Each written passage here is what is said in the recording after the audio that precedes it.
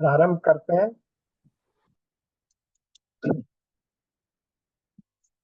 सकल सुमंगल दायक रघुनायक गुणगान सादर सुनहि जे तरहि मरु सिंधु बिना जल जान। बार बार वर मांगहु हरषि देउ श्री रंग पद सरोज अन पायनी भगति सदा सतसंग। जय श्री राम।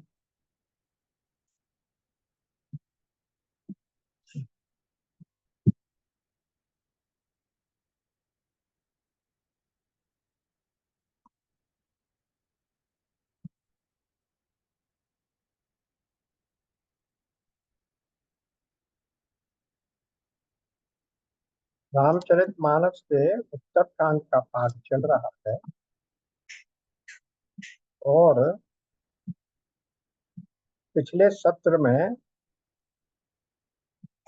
दोहा संख्या 114 114 एट पेज 942 ये हमने पूरा कर लिया। अब प्रवेश करते हैं दोहा संख्या 114 ख।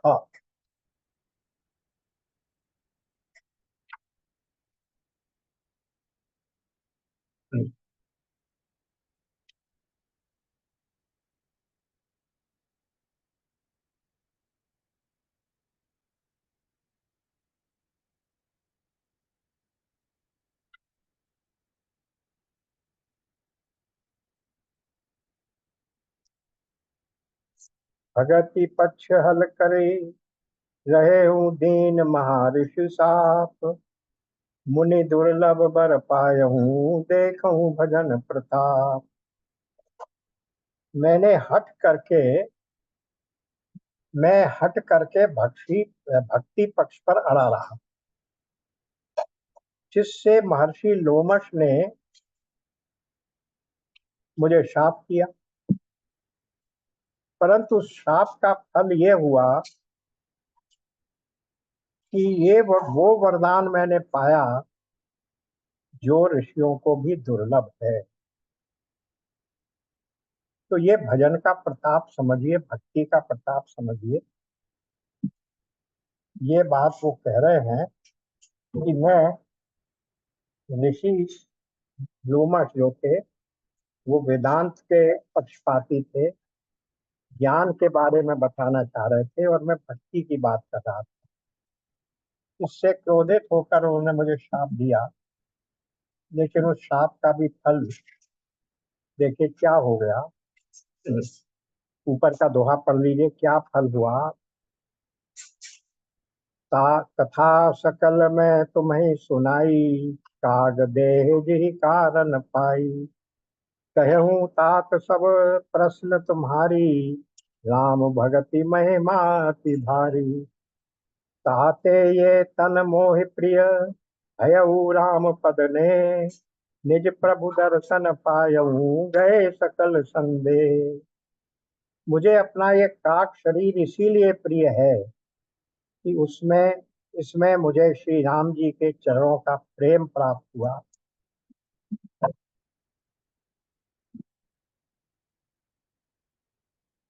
इसी शरीर से मैंने अपने प्रभु के दर्शन पाए और मेरे सब संदेह जाते रहे।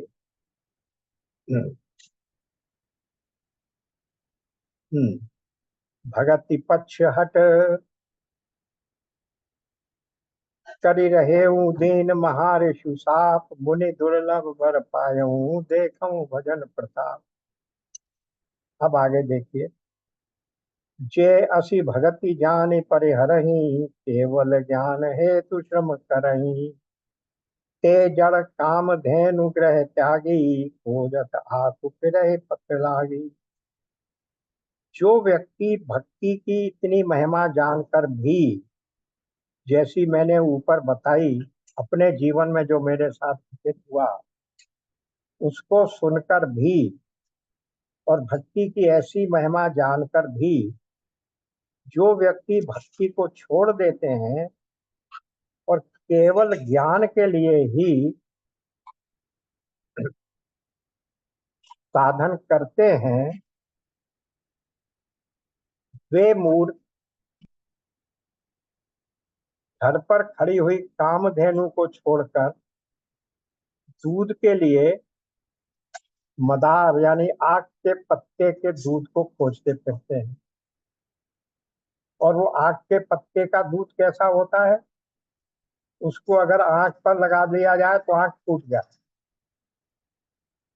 ऐसा खराब भाव है उसका। लेकिन भक्ति को छोड़कर ज्ञान के पीछे भागना ऐसा है जैसा मान लो अपने घर में खड़ी हुई कामधेनु के दूध को छोड़कर आप उस आक या मदार वृक्ष का दूध पीना चाहते हो, जो कि दूध पीने योग्य है ही नहीं, जो बहुत ही दुष्प्रभावी है। तो इस तरह की उपमा उन्होंने भक्ति को श्रेष्ठ बताते हुए ज्ञान के प्रति कह दी। सुनु खगेश हरि भगति बिहाई,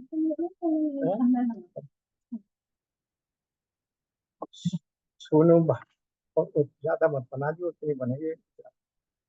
सुनु खगेश हरि भगति बिहाई, जे सुख चाहि आन उपाई। 63 महासिंधु बिन तरनी, पैरी पार चाहि जड़ करनी। सुनु खगेश, हे वृक्षराज, हे पक्षीराज सुनिए, जो लोग श्री हरि को, जो लोग श्री हरि की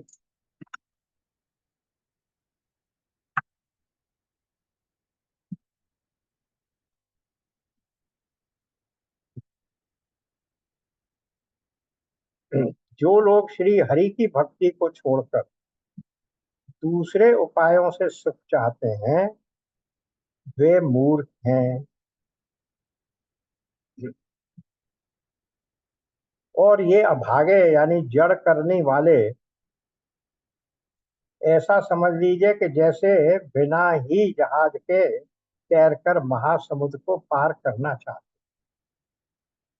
तात्पर्य है कि इस भवसागर को पार करने के लिए भक्ति मार्ग ही एकमात्र अपेक्षित उपाय है। तो इसका कोई दूसरा उपाय है ही नहीं। सुनि भुसुंड के भचन भवानी, बोले गरुड़ हर्षि मृदुबानी। तब प्रसाद प्रभु मन मोर माही, संशय शोक मोह भ्रम नाही। शिव जी कहते हैं, शिव जी कथा सुना रहे पार्वती जी को, हे भवानी, भुषुंडी के वचन सुनकर गरुड़ जी हर्षित होकर कोमल वाणी से बोले, तब प्रसाद प्रभु मम उर माही, संशय शोक मोह भ्रम नाही। हे प्रभु, आपके प्रसाद से मेरे हृदय में अब सब संदेह, शोक और मोह और भ्रम कुछ भी नहीं रहा, सब निवृत्त हो गया। बिल्कुल ऐसी ही बात जो गीता में कृष्ण अर्जुन ने कृष्ण से कही, नष्टो मोह स्मृति लब्धा, तब प्रसादात अच्युत। हे अच्युत, हे कृष्ण, आपकी कृपा से, आपके अनुग्रह से, आपके प्रसाद से मेरा सारा मोह नष्ट हो गया। नष्टो मोह स्मृति लब्धा, मुझे मेरी स्मृति वापस आ गई। कौन सी स्मृति वापस आ गई? ये नहीं कि मैं युद्ध में खड़ा हूं इसलिए मुझे लड़ाई लड़नी, कि मैं शरीर नहीं हूं, मैं शुद्ध बुद्ध मुक्त आत्मा हूं। ये जो मैं भूल गया था, अपने आप को शरीर समझकर जीव रूप में व्यवहार कर रहा था और कर्तापन और भोक्तापन का दुख उठा रहा था, वो सब भूल गया, स्मृति आ गई, और मैंने अब समझ लिया कि मैं ब्रह्म हूँ, शुद्ध बुद्ध मुक्त ब्रह्म हूँ। तो वही बात है, यहाँ कह रहे हैं मेरे सारे शोक मोह संदेह भ्रम सब दूर हो गए। पर दूर कैसे हुए? किसी गुरु की कृपा से ही संदेह और भ्रम दूर होता है।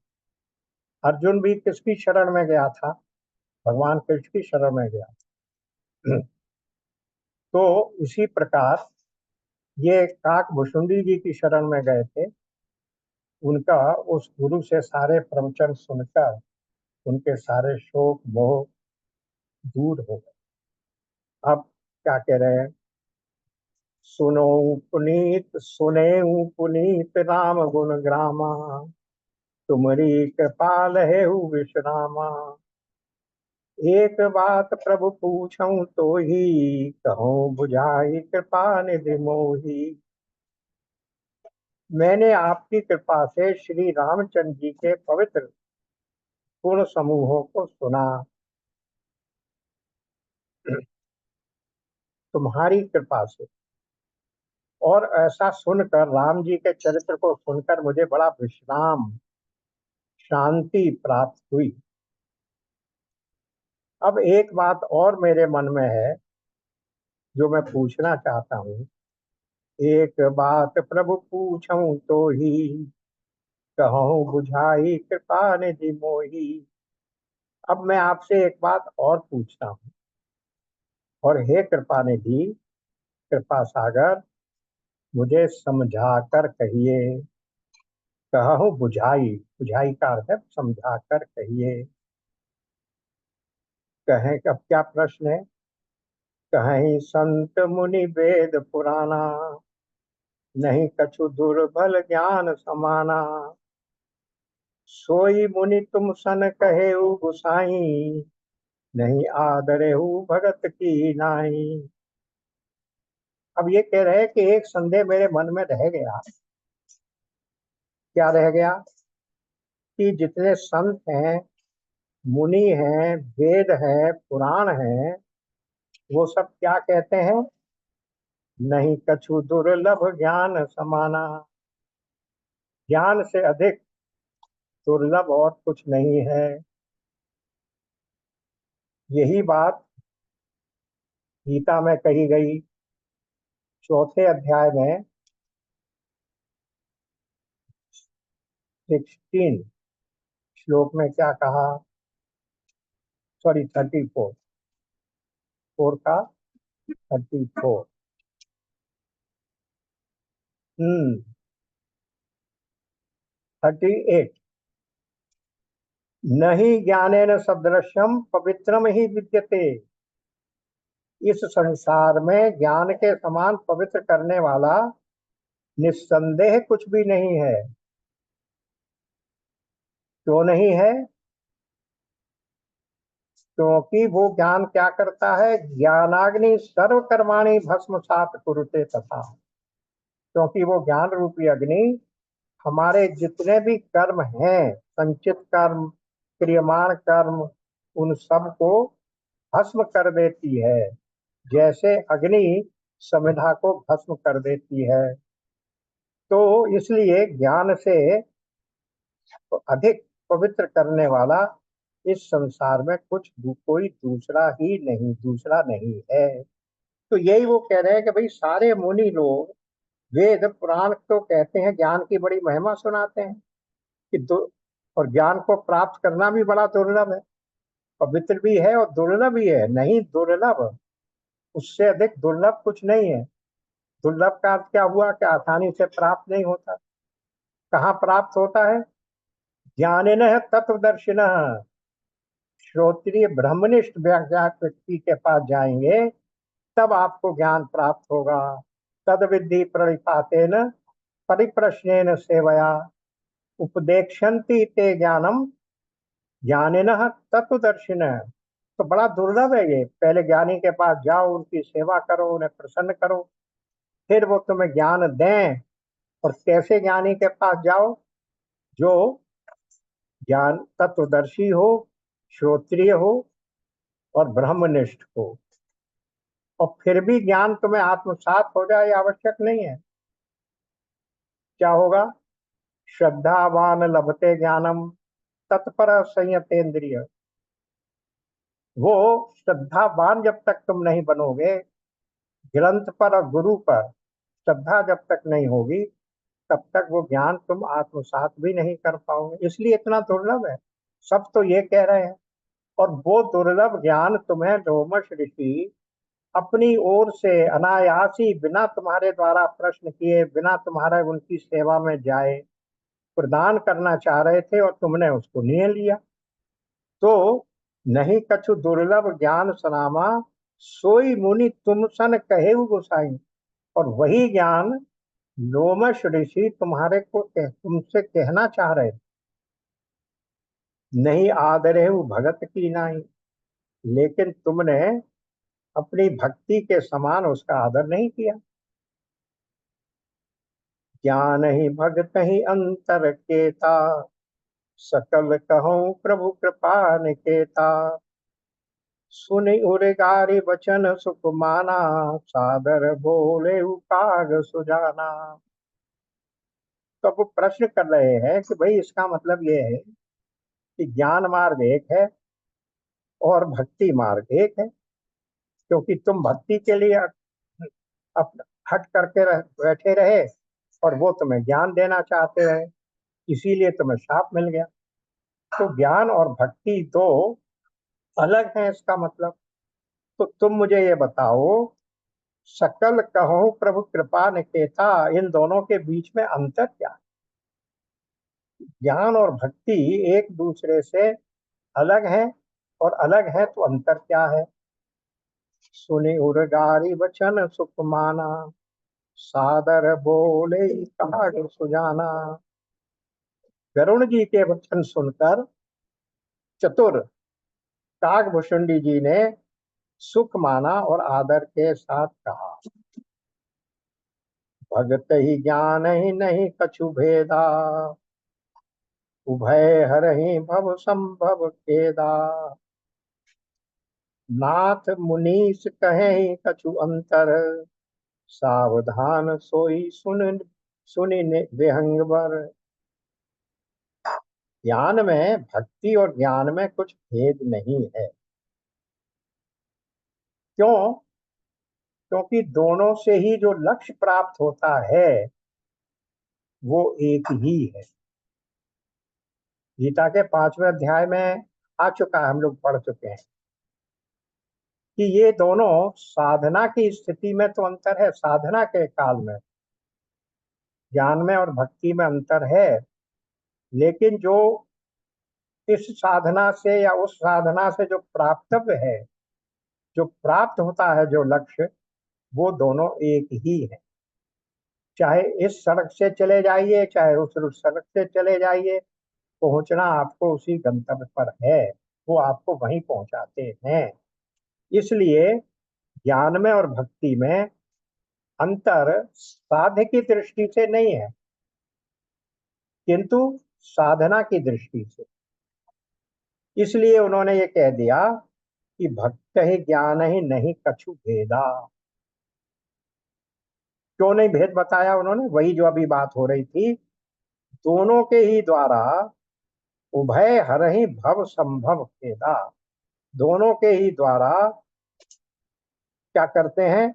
उत्पन्न, दोनों ही संसार से उत्पन्न होने वाले क्लेश, खेद, दुख, उनको हर लेते हैं।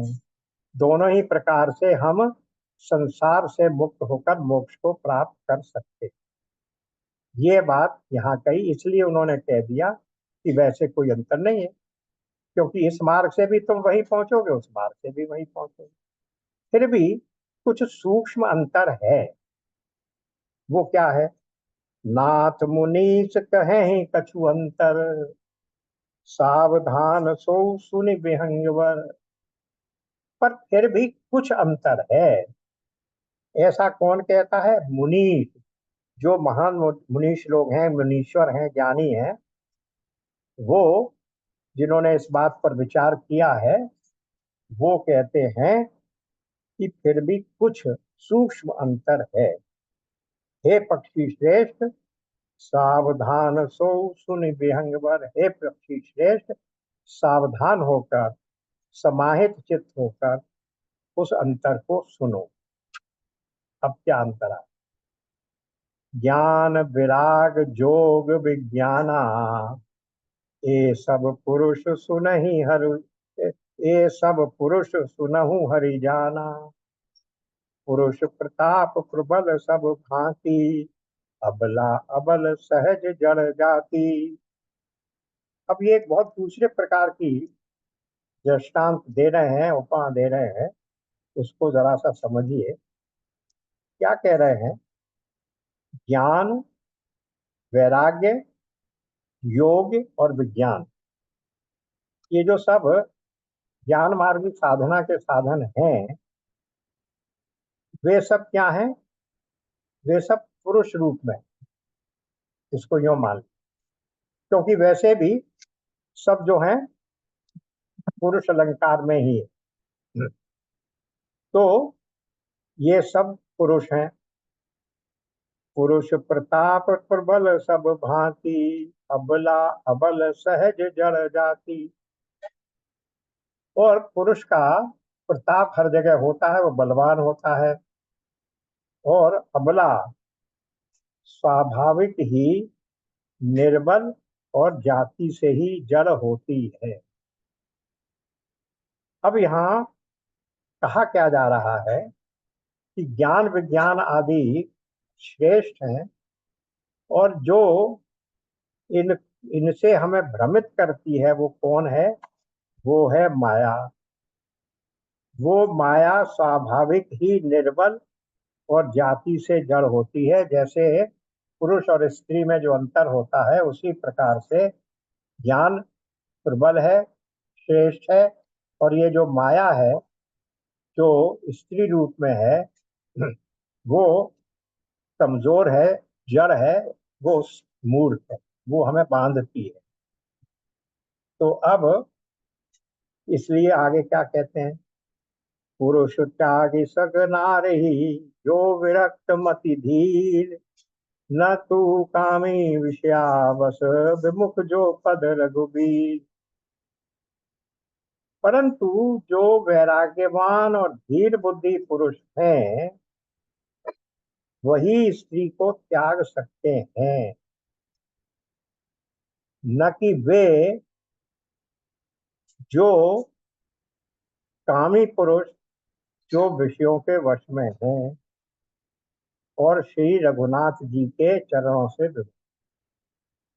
कहना क्या चाह रहे हैं कि जो सचमुच में ज्ञानी विज्ञानी वैरागी लोग हैं और धीर बुद्धि पुरुष हैं, उनको ये माया अपने प्रभाव में नहीं ले सकती। माया से वो भ्रमित नहीं होते, संसार की चकाचौंध से वो आकर्षित नहीं होते, वो उसको त्याग देते हैं, माया को त्याग देते हैं। लेकिन माया पर नियंत्रण पा लेते हैं। लेकिन जो कामी पुरुष हैं, विषयों के वश में हैं, सांसारिक वस्तुएं प्राप्त करना चाहते हैं और श्री रघुवीर के चरणों से विमुख हैं। अब रघुवीर के चरणों से विमुख होने की बात भी देख ली। उसके बगैर तो माया से मुक्ति हो ही नहीं सकती। बिना रघुवीर के चरणों में विमुख, पर चरणों से विमुख होने के बाद तो आप माया से मुक्ति पा ही नहीं सकते। गीता में भगवान ने क्या कहा? दैवी ऐसा गुणमयी, मम माया दुरत्या। ये तो मेरी माया है, बड़ी दुरत्या है। मामेव ये प्रपद्यन्ते, माया मेताम तरन्ति। जो मेरी ही शरण में आ जाते हैं, मेरे ही चरणों के उन्मुख हो जाते हैं, मेरे ही चरणों का आश्रय ले लेते हैं, वे ही इस माया को तर सकते हैं। यही तो ये यहाँ कह रहे हैं।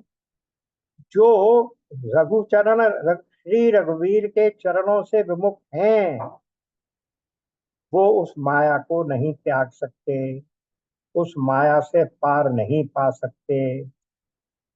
और जो वैराग्यवान और धीर बुद्ध पुरुष हैं, वही स्त्री को त्याग सकते। सो मुनि ज्ञान निधान, मृग नयनी विधि मुकुन रखी, विवश होई हरि जान, नारी विष्णु माया प्रगट। जो ज्ञान के भंडार मुनि भी हैं, वो मृगनयनी, जिसके नैन मृग के नैनों जैसे हैं, विधु मुख, विधु कहते हैं चंद्रमा का, चंद्रमा का एक नाम विधु। तो ये क्या हुई? चंद्रबदना मृगनयनी, चंद्रमुखी और मृगनयनी स्त्री को देखकर विवश हो जाते हैं। हे गरुड़ जी, साक्षात भगवान विष्णु की माया ही स्त्री रूप से प्रकट है।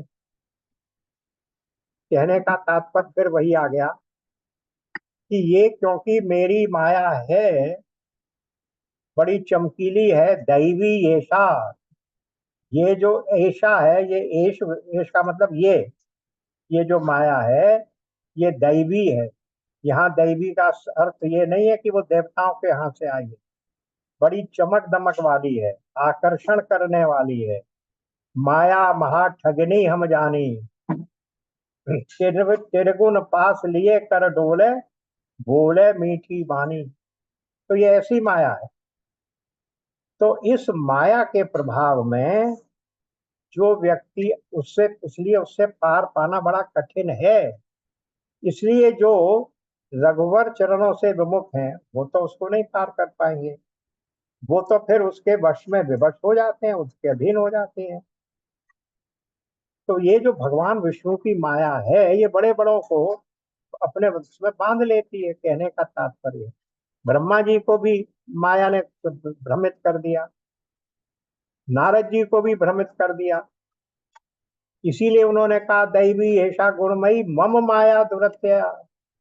वही बात यहाँ ज्यों की त्यों दूसरी बात लगा के दूसरे दृष्टांतों से उपमाएं अलग अलग देकर कही जा रही। तो वही माया जो विष्णु की, यहाँ तो कुछ कह ही दिया ना, साक्षात भगवान विष्णु की माया ही स्त्री रूप से प्रकट है। मम माया दुरत्य। अब आगे देखिए, यहाँ न पक्षपात कछुरा कहूँ, वेद पुराण संत सत सत मंत संत मत भा कहूँ, मोहन नारी नारी के रूपा, पन्न गारी रीति अनूपा। मैं यहाँ कोई पक्षपात नहीं रख रहा हूँ। वेद और पुराण का जो मत है, वेद पुराण संत मत, वेद का पुराण का संतों का जो मत है, वही मैं बता रहा हूँ। क्या? मोहन नारी नारी के रूपा, पन्न गारी रूप अनूपा।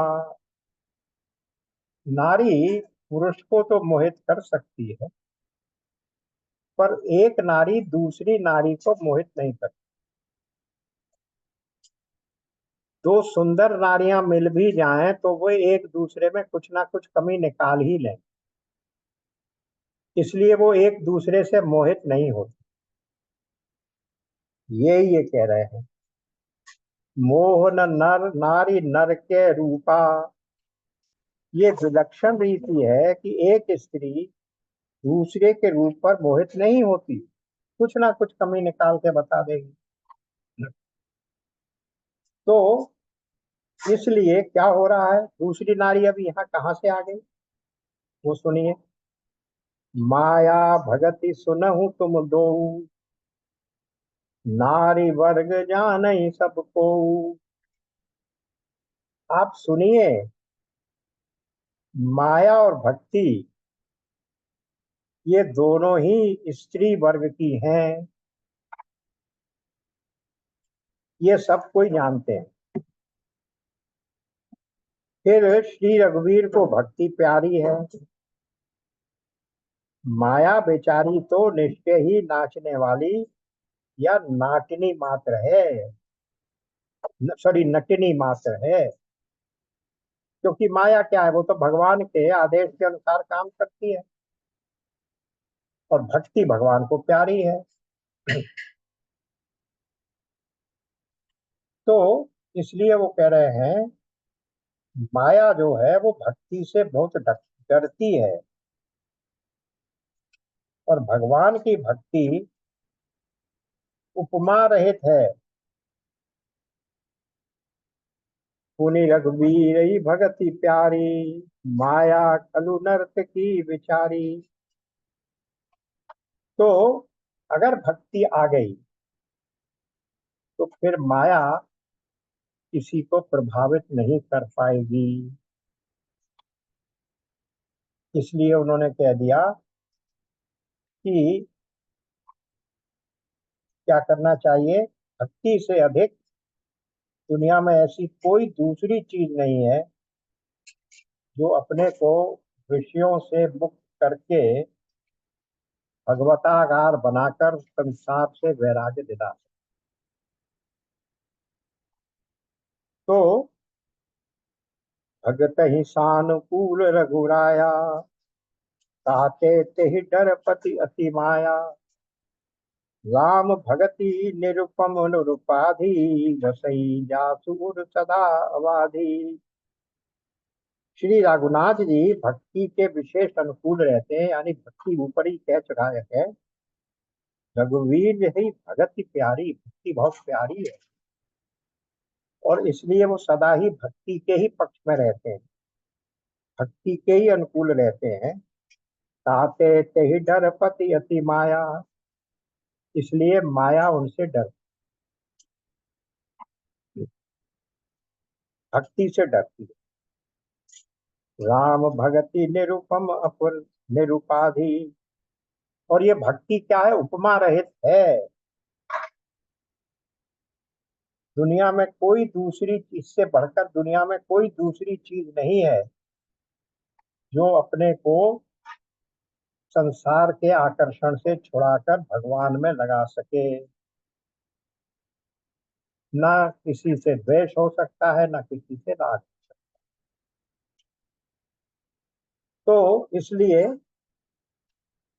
निरुपाधि है, इसमें किसी भी प्रकार का कोई राग द्वेष आदि उपाधियां भी नहीं है भक्ति में। निरुपम, उपमा रहित और उपाधि रहित है, शुद्ध भक्ति है। वसई जासु उर सदा अबादी, और राम भक्ति सदा बिना किसी बाधा के रोक टोक के बसती, यानी वो अपने आप में स्वतंत्र साधन है भगवान की भक्ति।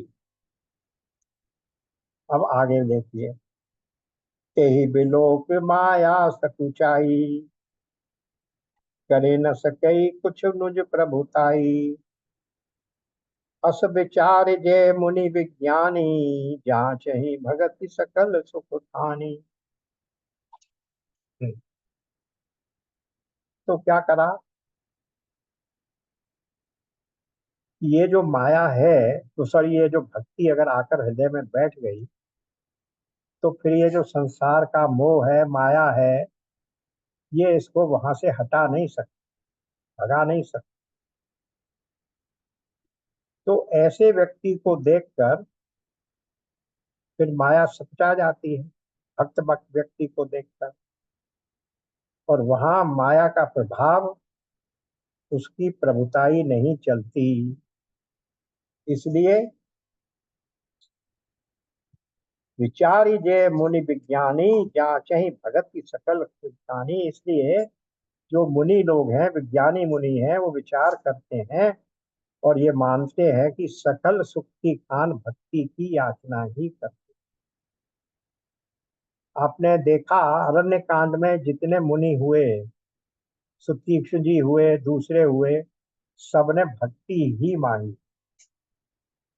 इसीलिए मांगी कि भक्ति एक बार आकर हृदय में बैठ गई तो फिर संसार का कोई भी दूसरा आकर्षण उनको, उस भक्ति को वहां से विचलित नहीं कर सकता, हटा नहीं सकता। और वो भक्ति सदा ही उनको भगवान के चरणों में अनुराग देती रहेगी। इसलिए मुनि लोग भगवान की भक्ति ही मांगते हैं। जाचे ही भगति सकल सुख खानी, उसको सारे सुखों की खान मांगते हुए वो उसको मांगते। ये रहस्य रघुनाथ कर, वेग न जाने कोई, जो जाने रघुपति कृपा, सपने ही मोह न हो। श्री रघुनाथ जी का ये रहस्य, गुप्त मर्म, कोई जल्दी नहीं जान जाता।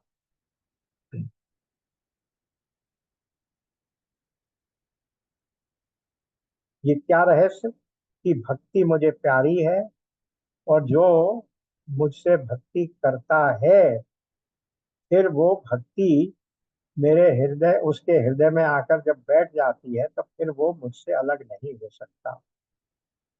ये रहस्य, राम जी का जो ये रहस्य है, साधारणतः लोग नहीं जानते। श्री रघुनाथ जी की कृपा से जो इसे जान जाता है, फिर उसे स्वप्न में भी मोह नहीं सताता। एक बार जब जान लिया, तो फिर मोह नहीं समाता है, क्योंकि मोह और माया तो साथ साथ चलते हैं। लेकिन जहाँ राम बैठे हैं वहां कुछ नहीं, जहाँ राम का काम नहीं, जहाँ काम तय राम। इसलिए जब राम बैठे हैं, राम की भक्ति बैठी है, तो वहां कोई कामना, कोई माया काम नहीं करेगी। और ज्ञान भगति कर, भेद सुनहु सुप्रवीण, जो सुनी होई राम पद, प्रीति सदा अभिछीन। हे प्रवीण, चतुर गरुण जी, ज्ञान और भक्ति का एक और भी भेद सुनी, जिसके सुनने से जो सुनी होई राम पद, प्रीति सदा विलीन। भगवान के चरणों में सदा अविच्छिन्न, कभी भी टूटने वाली नहीं, तैल धारावत एक तार भगवान से प्रेम हो जाता है, भगवान के चरणों से प्रेम हो जाता है। सुनहु तात यह अकथ कहानी, समुझत बनई न जाय बखानी। ईश्वर अंश जीव अविनाशी, चेतन अमल सहज सुख राशि।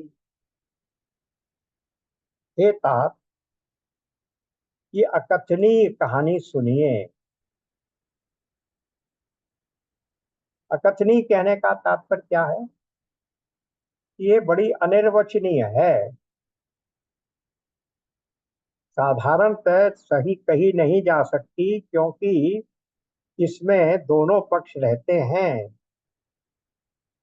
तो इसलिए वो कह रहे हैं ये अकथ है, अनिर्वचनीय है। क्योंकि ये जो भक्ति की महिमा है, वो क्या है? वो मन से, वाणी से और इंद्रियों के द्वारा पकड़ी नहीं जाती। इसलिए ये अकथनीय है, वाणी से नहीं कही जा सकती, मन से सोचा नहीं जा सकता, इंद्रियों से द्वारा पकड़ा नहीं जा सकता, इसलिए बड़ी अकथनीय है। समुझत बनई न जाए बखानी, इसलिए समझ में नहीं आती, मन से नहीं समझी जाती, बुद्धि से नहीं समझी जाती, और फिर समुझत बनई न और वाणी से कहा नहीं जा सकता। तो हर प्रकार से जिसको हम वहां नेति नेति कह देते हैं, ऐसा भी नहीं, ऐसा भी नहीं, मन से, वाणी से और कर्म से, इंद्रियों से जो नहीं कहा जा सकता, ना समझा जा सकता है, ना जिसकी कल्पना की जा सकती है, वो भक्ति ऐसी, इसलिए उसे अकथनीय कह दिया। तो अब सुनो, ईश्वर अंश जीव अविनाशी, चेतन अमल सहज सुख राशि। ये जो जीव है ये ईश्वर का अंश है। ईश्वर अंश, जीव अविनाशी। तो अब ये ईश्वर का अंश कैसे हो गया भाई? क्या ईश्वर टुकड़ों टुकड़ों में बांट सकता है? 15.7 में बिल्कुल यही कहा गया।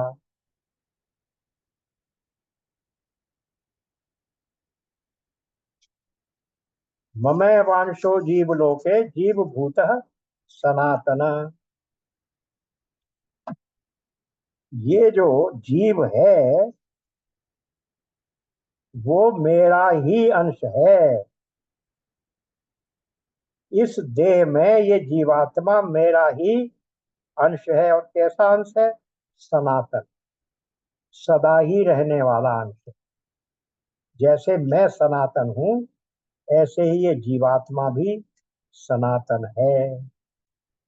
तो ममय वांशो जीव लोके जीव भूतः सनातन, उसका बिल्कुल अनुवाद करके गोस्वामी जी ने रख दिया। ईश्वर अंश जीव अविनाशी, चेतन अमल सहज सुख राशि। अब पहले जीव अविनाशी को समझ लीजिए, हम लोग वहां भी देख आए हैं, फिर भी एक बार समझ लेते हैं कि अंश क्यों कहा। अविनाशी तो बात समझ में आ गई, पर अंश क्यों कहा गया? क्या ईश्वर का अंश हो सकता है? नहीं हो सकता। फिर क्या भगवान गलत कह रहे हैं? क्या गोस्वामी जी भी गलत कह रहे हैं? ये भी नहीं हो सकता। तो फिर इसकी व्याख्या कैसे की जाए? अंश उस वस्तु का हो सकता है जिसमें अवयव हो, अलग अलग हिस्से हों।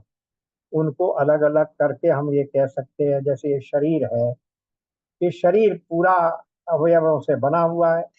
इसमें हाथ अलग है, पैर अलग है, आंखें अलग हैं। इनको तो हम कह सकते हैं ये हमारे अंश हैं, अलग अलग अंश हैं। और शरीर अंशी है क्योंकि इस पूरे शरीर के अंश है। लेकिन भगवान के लिए तो ये नहीं कहा जा सकता, वो तो निरवयव है, उसमें तो कोई टुकड़े टुकड़े करके नहीं बनाया गया है।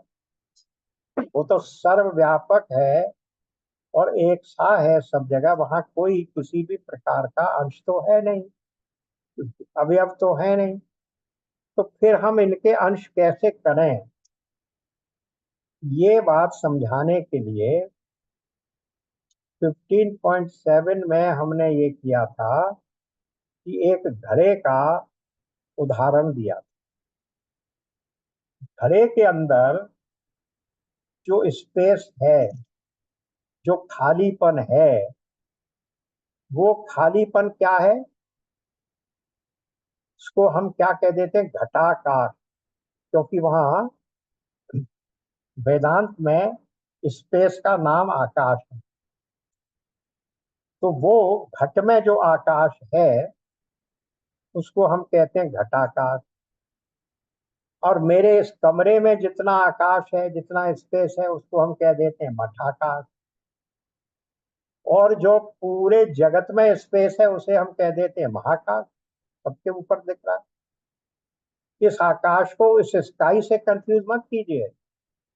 It is not sky, it is not Akash, it is space. तो अब ये जो घड़ा है इसके अंदर जो स्पेस है, जो खालीपन है, वो उसी महाकाश का तो ये अंश है। तो हम साधारण भाषा में क्या कहेंगे कि अगर घड़ा टूट जाए तो क्या हुआ? कि ये जो इस घड़े के अंदर आकाश था वो उस महाकाश में मिल गया। परंतु ये बात गलत है। इसका मतलब उस महाकाश का टुकड़ा होके इस घड़े में आ गया था, ऐसा नहीं था। महाकाश के कोई टुकड़े नहीं हुए। वो जो घड़े की जो चार दीवारी हमने बना दी, जो उपाधि लगा दी, उसकी मर्यादा कर दी, उस मर्यादा के कारण हमें वो घड़े के अंदर का आकाश घटाकाश के रूप में दिखने लगा। लेकिन आकाश ज्यों का त्यों था। इसलिए जब वो घड़ा फूटा तो ये नहीं कि घड़े का आकाश उसमें मिल गया। अरे ये उपाधि खत्म हो गई, महाकाश ही था, वो महाकाश के साथ में तादाद में हो गया उसका। यही बात जीव के साथ है। ये जो ब्रह्म है वही तो इस जीव के रूप में है, शरीर रूपी उपाधि से हम उसे ब्रह्म बोल रहे हैं, वो जीव आत्मा बोल रहे हैं। जैसे ये शरीर की उपाधि छूटी, अज्ञान मेरा समाप्त हुआ, वो जो अध्यास है वो समाप्त हुआ, तो फिर क्या हुआ?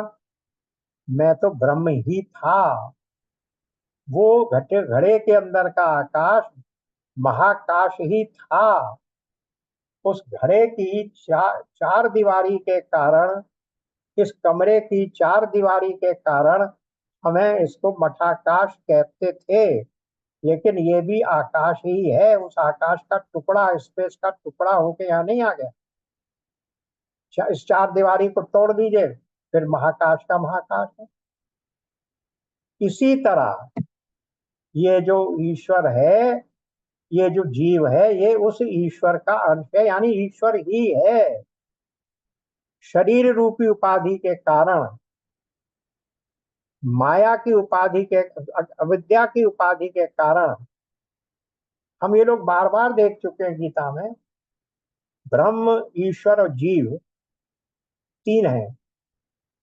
ब्रह्म क्या है? निर्गुण निराकार निरुपाधिक शुद्ध तत्व। फिर ईश्वर क्या है? ईश्वर है माया की उपाधि से। अब माया क्या है? फिर आ जाइए 7वें चैप्टर पर।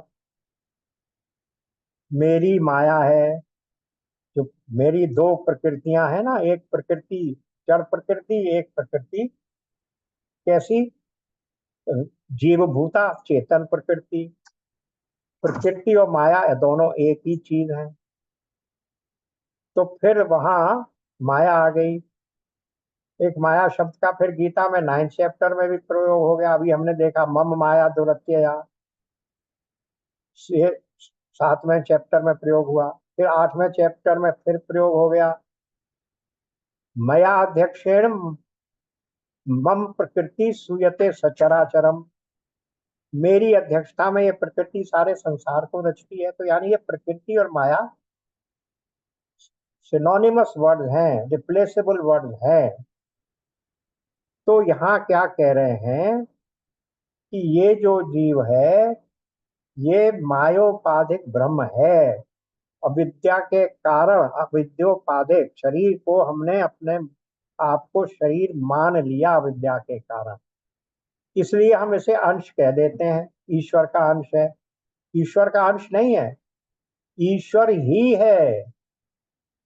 जैसे वो घड़े के अंदर का आकाश अलग से उस आकाश का टुकड़ा नहीं है, उस स्पेस का टुकड़ा नहीं है, वैसे ही ये जीवात्मा उस ब्रह्म का या उस आत्मा का टुकड़ा नहीं है, अंश नहीं है।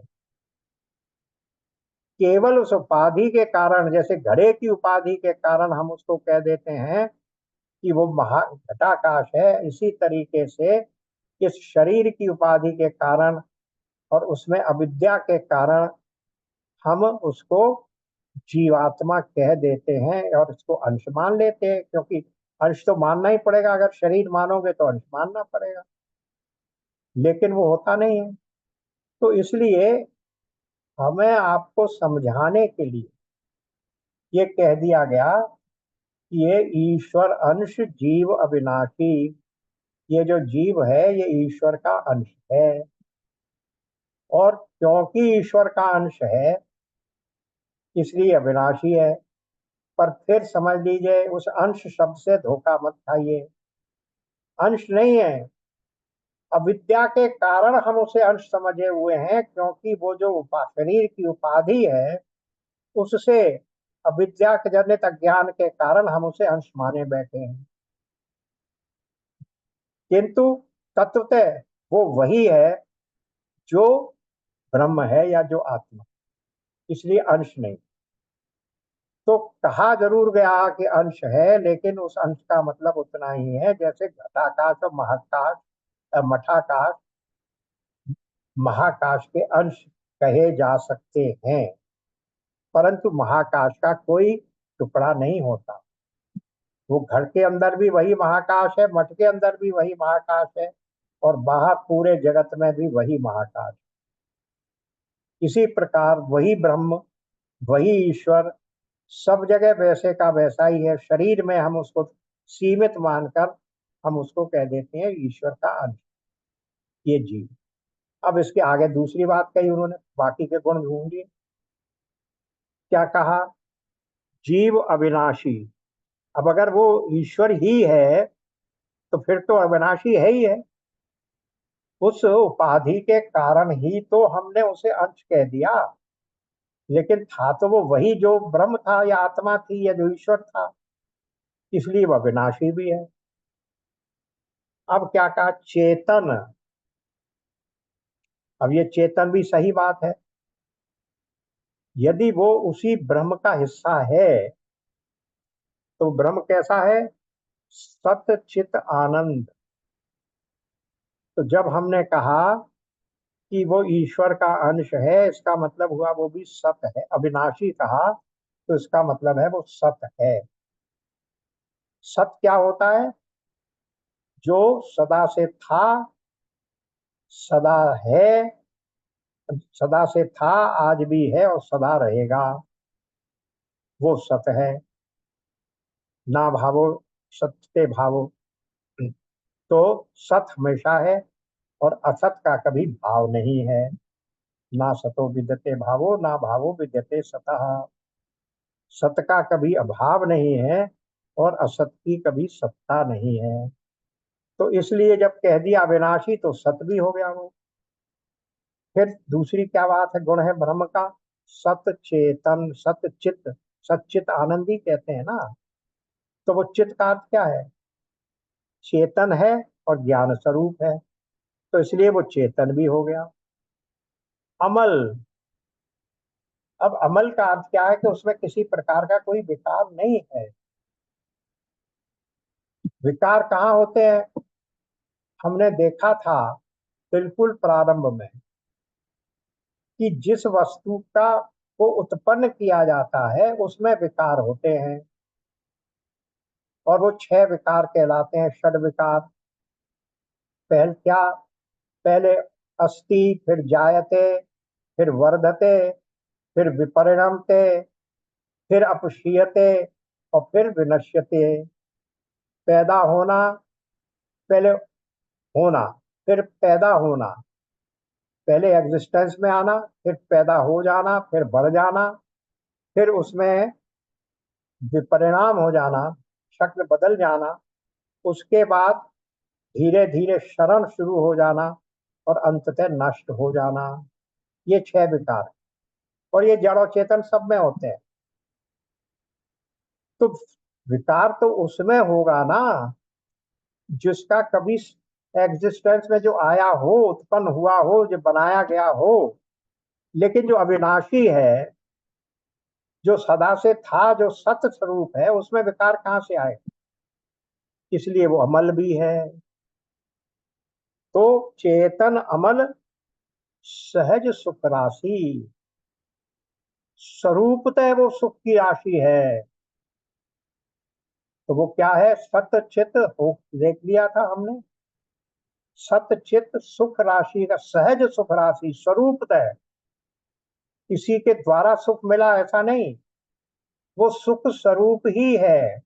सहज सुख राशि का मतलब स्वरूपतः वो सुख है, जिसको हम कहते हैं सत्य चित आनंद स्वरूप। तो वो सच्चिदानंद स्वरूप है। ये सारी बातें इस एक दोहे में गोस्वामी जी ने रख दी। ममै वांशो जीवलोके जीव भूत सनातन। इस प्रकार से अब जो भक्ति के कितनी गहराई से बताते चले जा रहे हैं कि सूक्ष्म अंतर है भक्ति में और ज्ञान में, अब धीरे धीरे बता रहे हैं। आगे भी आएंगे, चौपाइया कई बहुत महत्वपूर्ण है। तो आज फिर समय हो गया, इसको यहीं विराम देते हैं, सत्य जीव अविनाशी तक इसी चौपाई पर, क्योंकि फिर आगे फिर वही आएगी। जड़ चेतन ग्रंथि पर गई, यद्यपि प्रसाद छूटत कठिनाई, बार बार हम लोग कहते कहते थक गए गीता में, वो चौपाई भी यहीं आ गई। तो इसको आज यहीं विराम देते हैं। ओम पूर्णमदः पूर्णमदम पूर्णात् पूर्णमुदच्यते पूर्णस्य पूर्णमादाय पूर्णमेवावशिष्यते। ओम शांति शांति शांति। नारायण नारायण। राधे राधे। राधे सबको राधे। नमस्कार। राधे राधे। राधे। जय श्री राम। जय